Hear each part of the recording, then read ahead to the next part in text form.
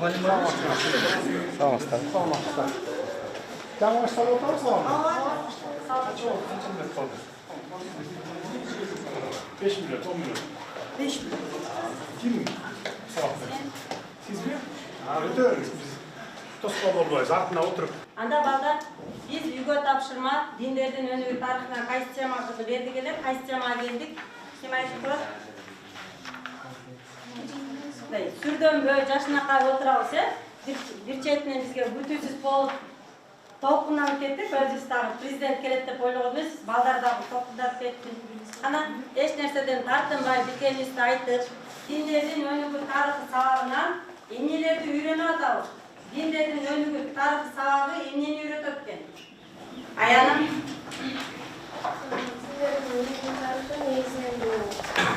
башка мисалы башка агымдарга кирип кетпеш үчүн киргизилиптир. Диндердин өнүгүү тарыхынан көптөгөн диндер жөнүндө үйрөндүк.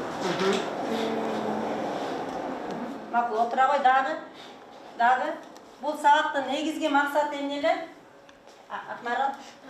Бул сабактын негизги максаты бул башка диндерди, башка христиан диндерди дагы бизди жаман ойлобош үчүн мындай башка эмеге динийлерге бурулуп же болбосо Тыюу салынган диний агымдарга кирип кетпөө үчүн дагы биздин өлкө кандай өлкө эле?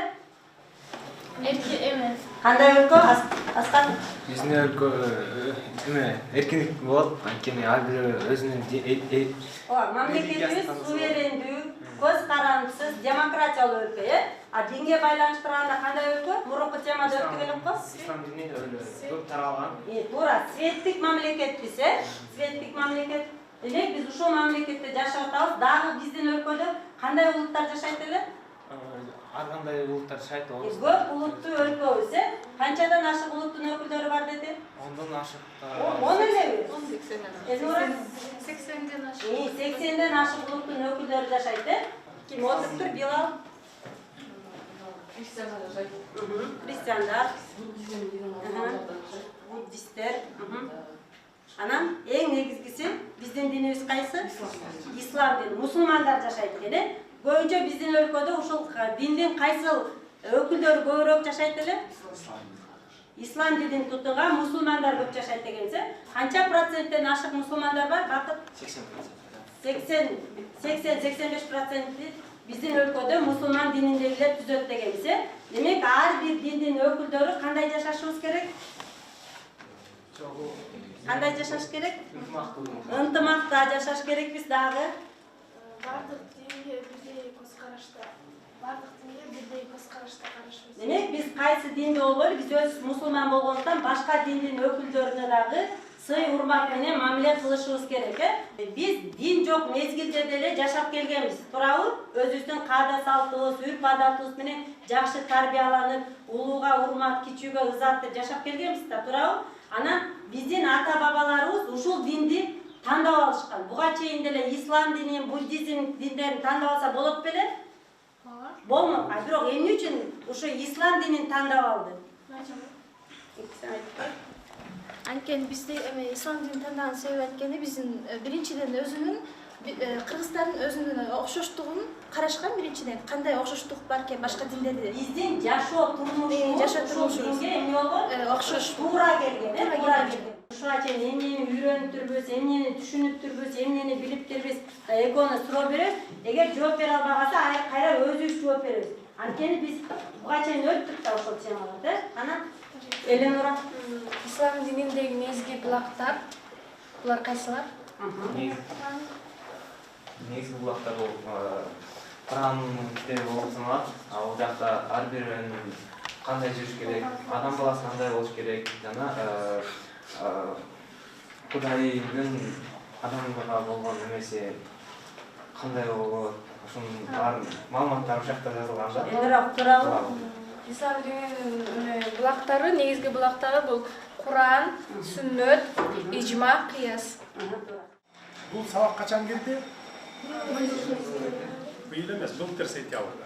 Жок, былтыр жыл менен былтыр болуп калды. 2022 жыл. 22 жылы сентябрда кирди, 9-класска Биздин планыбызда 7-8 класска дагы киргизүү планыбызда бар. Эмне үчүн 7-8, 9 класс дегенде 10-11 класска 9 өткөндөн кийин көбү баягы техникумдарга кетип калат, училищаларга, лицейлерге кетип калат экен да, анан ошон үчүн толук камтыбай калат экен деп 7-8, 9 класстарга киргиздик бул сабакты. Албетте сабакта эми баягы кемчиликтер бар. Баягы кыргызда жакшы сөз бар, көчүп бара түзөлөт дегендей. Бул сабакты биз эрежелерин, берүү тартиптерин дагы байытабыз. Эмне үчүн, эмне максатта бул сабак кирди деген сиздерде бир ичиңиздерде суроо болуп калышы мүмкүн да, суроо жаралып калышы мүмкүн. Анткени биз Союз чачыраган 30 жыл мезгилинде ар тарапка чачылып кеттик. Бир эле кыргыз улуту 17 агым менен жүрүп атабыз азыр. Бул кимдер? Бир эле кыргыз улутубуз. Баарыбыз мусулманбыз, кыргызбыз, салтыбыз да бир, динибиз да бир, дилибиз да бир. Анан 17 агымга, 20га жакын агымга кетип атабыз. Биз жалбырак менен күрөшүп атабыз да, жалбырак менен. Биз тамырын ыркышыбыз керек, андай проблема. Ошондон кийин бул проблема чечилет. Биз ушул максатта киргиздик муну. Бул дин таануу сабагын, диндерди таануу сабагын киргизип эле, биз таң улап эле баары мусулман болосуң, анан тиги бу деген андай жок. Мектептерден биз мугалимдер мына азыр жакшы жолдорду көрсөтүп атат.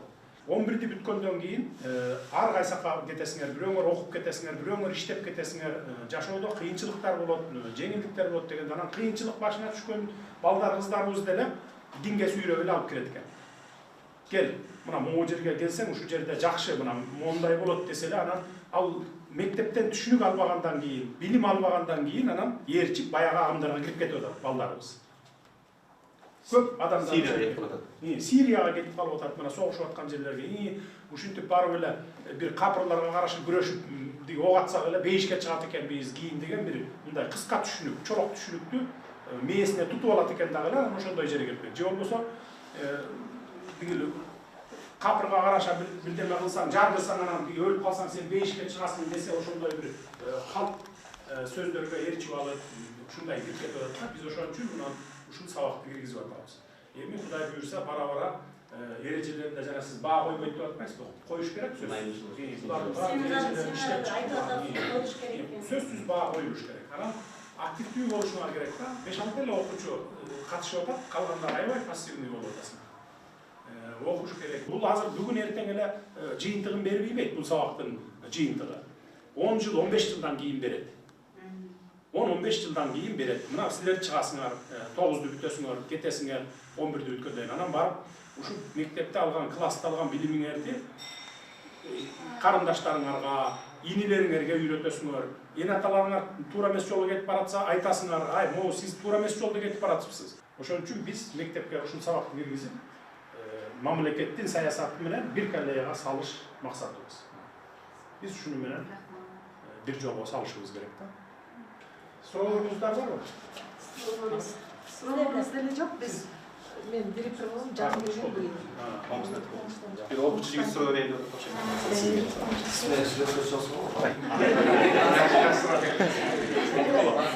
Şimdi öyle sıra kaçıyor.